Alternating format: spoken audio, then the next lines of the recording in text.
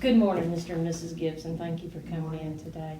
I think I failed to tell you last time that I'm the Director of Special Education for the school system. Okay. And I know that since you and your sister and I went to school together, I probably failed to tell you my position at that time, so I apologize. Mr. Dunn has asked me to come in and go over the rights for this meeting that's going to take place today, just like last time when we talked prior to the referral meeting. Okay. We call this the eligibility meeting in Okay. short. But basically, what's going to happen is, you know, when you gave consent 60 days ago, all the evaluations and the data has been collected that you gave permission for. And so the team is going to meet today and make a decision as to whether or not Camilla qualifies for special education services. Okay. Now, there's 13 different disabilities under the Individuals with Disabilities Education Act that she may qualify for. If she qualifies for more than one, that team's going to look, and you're part of that team, and look at that data and make a decision as to the best appropriate fit for Camilla. Okay. There's really not a whole lot to share with you other than, you know, at the end of the meeting, you know, a decision will be made. You can either agree to that decision or disagree with that decision. Okay. If you disagree, you have the right to ask for an independent educational evaluation. Well, that's expensive. Well, it could be, but that is a right under the IDEA that you have. If you disagree with the school system's evaluation, they have to have the opportunity to do an evaluation first for you to disagree with, but you do have that right. Okay. If you do not feel, they say she's eligible, okay, and you want to think on it, you can do that. Okay. And think on it for 30 days until you have your IEP meeting. And an IEP is an individualized education program, and that's where y'all are going to sit down with that team. It's probably the same team because we use an IEP team here in our school system. And you're going to write a program for Camilla. And after you write that program, which is what we call the free appropriate public education, what we think is what Camilla needs, then we'll determine, y'all will determine, I probably won't be part of that team, y'all will determine where she will be served, and that's called the least restrictive environment.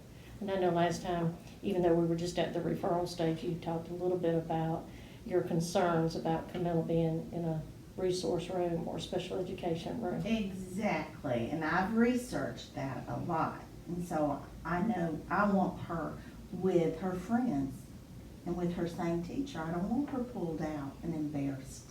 Okay. And feel free to share that. Now, today we're just talking about eligibility. Okay. Now, they may, and I think on your notice that you received in the mail, if they do say she's eligible today and you go on and agree, it may go on into an IEP meeting if you know, or feel comfortable doing that. If you want to wait, you know, you'll need to let them know so that you can think on that decision and do more research, because I know you have a notebook, and I'm surprised you don't have it with you today. Oh, But I couldn't get Camilla out of the car when I tried dropping her off this morning. what I wanted to mention is those rights that you were given when you made the request for evaluation, and they sent you that notice to come to the meeting, the invitation. On pages 2 and 3 of those rights, we discuss parental consent, your rights as parents for parental consent, as well as the independent educational evaluation. So you may want to look at those at a later time, and you know, if you have further questions, I think I've gone over everything, but if you have further questions, you can call and ask, either me or Mr. Dunn or Mrs. Hodge.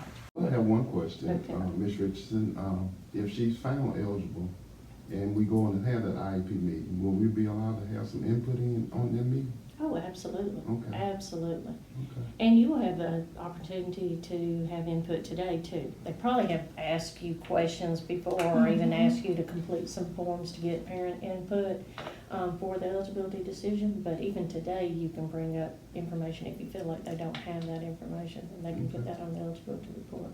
Okay.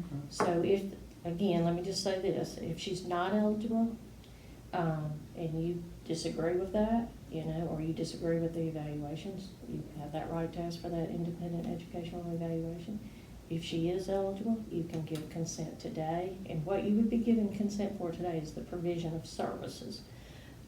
If you want to wait to give consent later after an IEP is developed, that's your choice as well.